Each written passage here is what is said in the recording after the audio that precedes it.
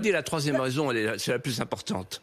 Le 17 mai dernier, j'ai eu une conversation avec Emmanuel Macron.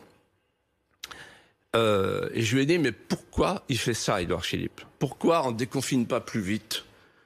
Et pourquoi les mêmes qui nous interdisaient les masques quand c'était nécessaire nous obligent d'en porter quand ça n'est plus nécessaire? Bon, pourquoi? Il m'a dit, Philippe, il gère son risque pénal.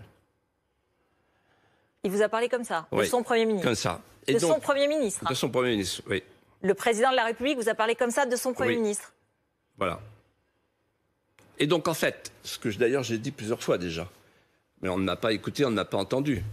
Il gère son risque pénal. Alors, c'est vrai que la judiciarisation de la vie politique française, c'est terrible. Ben, justement, j'allais vous poser la question, mais bon, ça c'est quand même une information que vous nous donnez, c'est-à-dire que c'est quand même un président qui parlerait ainsi de son Premier ministre, c'est-à-dire de façon comment un peu méprisante, un peu non, mais il y avait pas très respectueuse quand même. Il y avait un désaccord entre eux.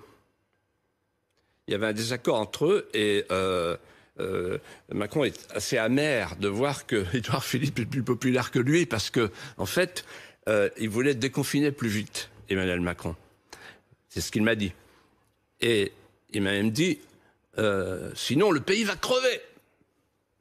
Et moi, je lui ai dit, le pays, il va crever. Parce que là, je lui ai dit, mais qu'est-ce que c'est que cette histoire de deuxième vague? Il m'a dit, oui. Oh, attendez, vous êtes un scientifique, vous? Attendez, vous savez, vous la deuxième vague, ça fait quand même... on en a parlé au téléphone. Je lui ai dit, il n'y a pas de deuxième vague. La deuxième vague, elle va venir, là. Et là, c'est la vague, elle n'est plus sanitaire, elle est économique.